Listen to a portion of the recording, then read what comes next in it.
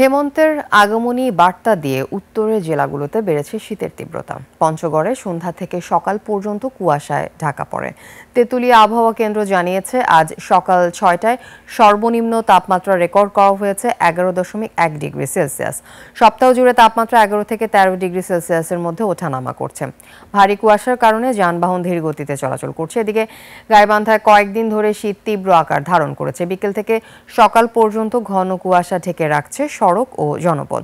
কনকনে হাওয়া ও ঘন কুয়াশা বিপাকে পড়েছেন খেটে খাওয়া দিনমজুর, রিকশা চালক ও ছিন্নমূল মানুষরা।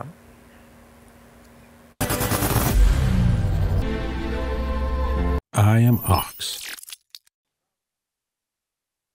আগামীকাল বা তার আগের দিন যেমন ঠান্ডা ছিল তার থেকে আজকে অনেক বেশি, হয়তো বা এবারে ঠান্ডা অনেক বেশি হইতে পারে। দিনের বেলা যদিও রোদ থাকে, সকালবেলা বা রাত্রের বেলা খুবই ঠান্ডা এবং সকালবেলা খুব কুয়াশা। দিনের বেলা অল্প কিছু সময়ের জন্য সূর্য দেখা যাচ্ছে, বাকি বাদ সন্ধ্যার পরে থেকে শুরু করে সারা রাত প্রচণ্ড ঠান্ডায় জর্জরিত অবস্থায় আমরা থাকতেছি।